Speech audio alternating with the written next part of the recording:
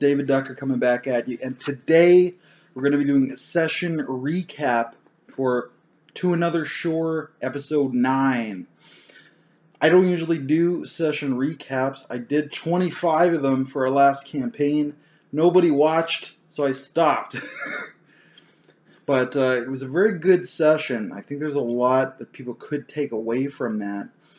So I am going to do a session recap. Essentially, it's a Monster Bash session, but it's got kind of a unique style, I thought, in the pacing of it. So I thought I'd break that down for you. So our daring heroes were moving into the Poseidon Mangroves, this jungle, this swamp-like area, so they could take a survey of the planet. They had this large piece of machinery they needed to set up on a tripod, take and essentially drill down into the bedrock and take this rock sample from this region.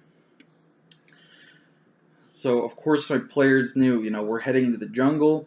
There are big animals, megafauna, carnivora.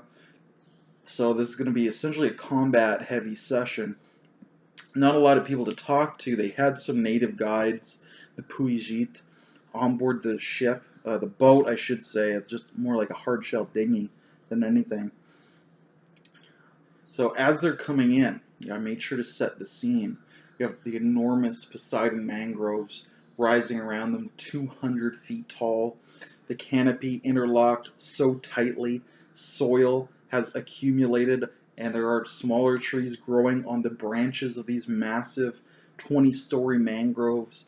The roots are just spider web-like as you're darting your boat down in between them. Each root is the size of an ordinary tree. The trunks of the mangroves are like skyscrapers looming above you, and nowhere do you see any dry land. They are rising directly out of the salt water. There are vines, moss, lichen, flies, birds, monkeys, fish, all kinds of life everywhere around you, and they're speeding in. So I'm describing, setting the scene. You see as you drift, as you go by, you're making sure not to get lodged on a sandbank, a mud bank. You see enormous crabs, turtles, what appears to be a nautilus, like a snail shell with an octopus inside. For those of you who don't know about nautilus, not a lie. So just a lot of description, and then they finally come in. They see the reeds. They see the dry land beyond it. So they come in. They set the anchors down. They spike into the mud bank with some ropes to keep the boat from drifting away. They start hiking inland. And I'm describing to them, you see these plant pods. There's some that are lemon-sized, some that are football-sized, some that are man-sized, some that are even larger than that. They're all interconnected with vines. There's tall grass all around you.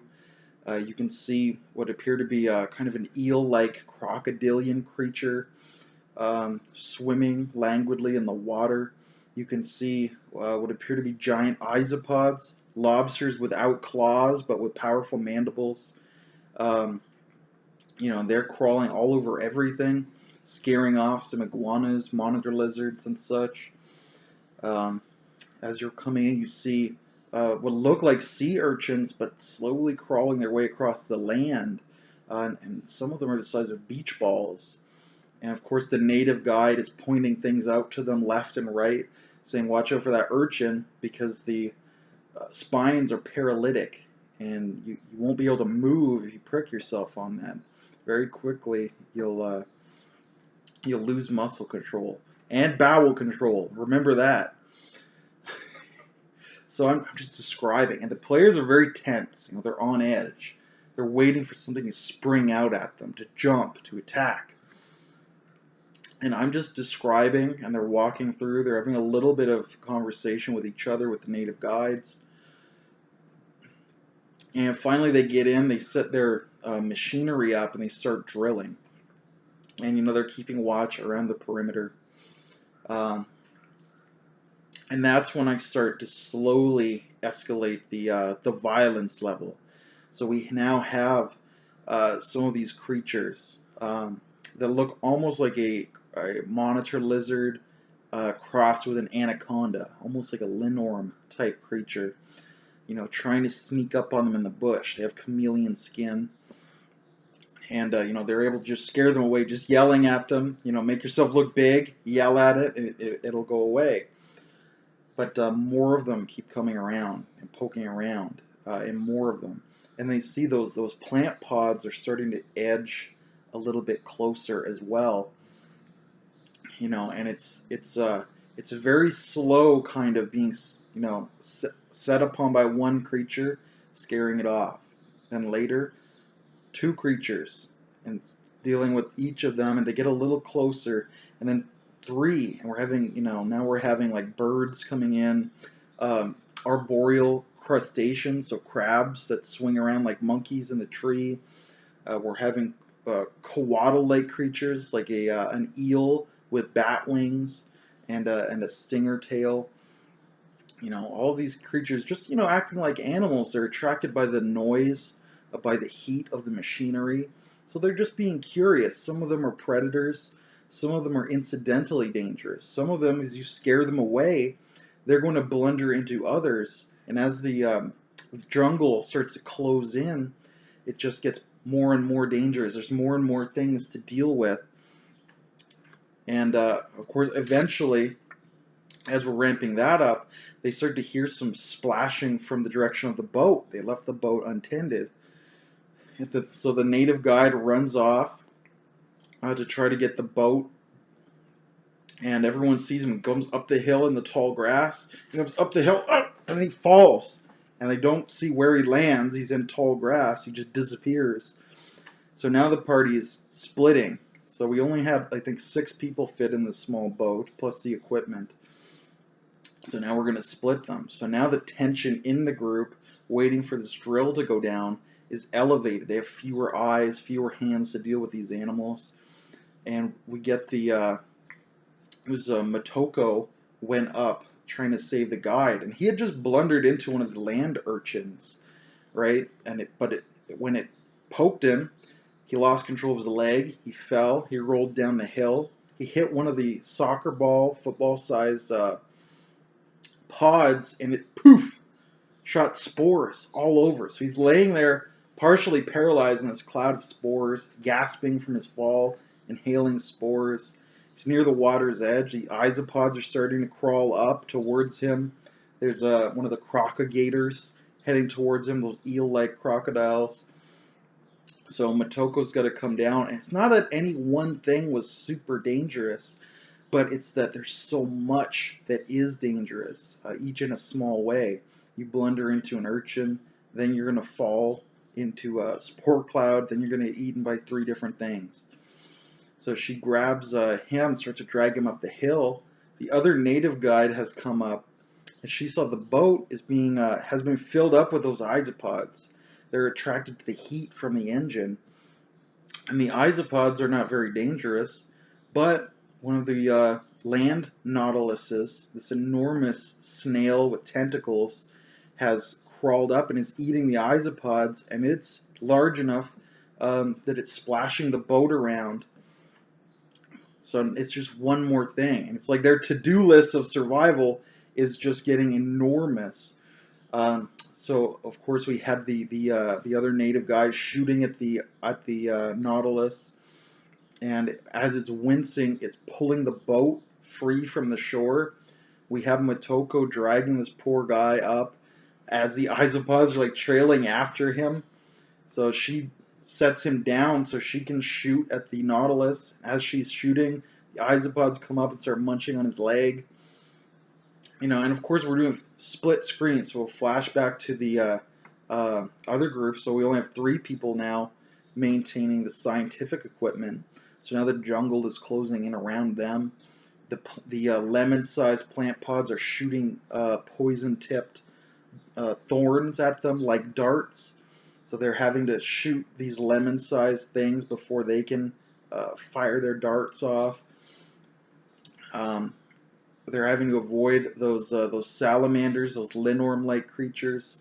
You know, they're the size of wolves, and they hunt like wolves, and they're coming in at the same time. So I think we did a really good job of pacing everything. And of course, eventually, you know, they were able to overcome. You know, they drove off the Nautilus. The guide had to swim out and get the boat because it had been started to drift away while Motoko was covering her with her own rifle.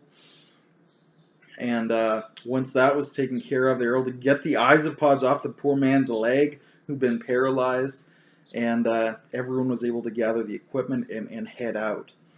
Uh, and of course, you know, making boating tests because the guide who was paralyzed was their driver. So of course, driving out, making boating tests to avoid the giant turtles, the giant crabs, the nautiluses, just the mud bank. You could beach yourself by accident, or the roots of the mangroves.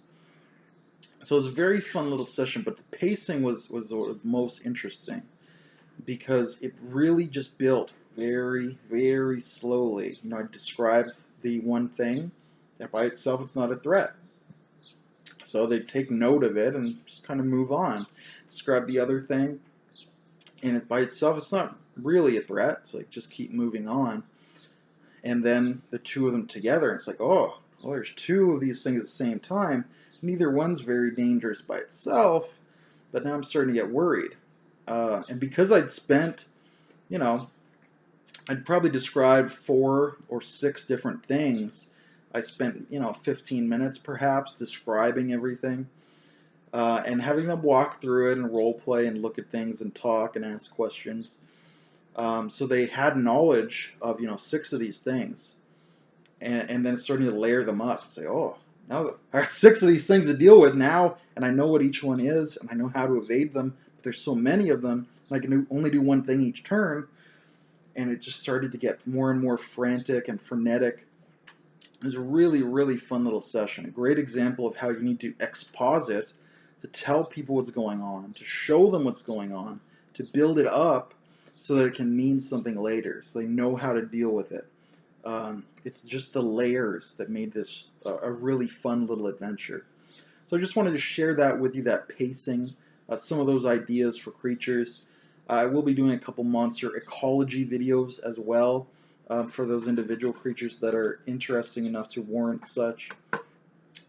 So let me know what you think about that pacing structure. And of course, check out To Another Shore on Facebook. There's a lot of monster pics. I think we have 200 NPC portraits already. Maybe another 100 will be added. Smaller than Return of the Runefangs, which is also on Facebook. Return of the Runefangs had 300 portraits. That was our Game of Thrones campaign. This one is more space western, cyberpunk, sci-fi. So if you ever need 200 portraits for NPCs, go check out To Another Shore, and they're all sitting there for you. I've divided them into our factions, but take as you like. There are maps, there are notes, including the write-up of these monsters. So check us out on To Another Shore. And until I see you again, good day and good gaming.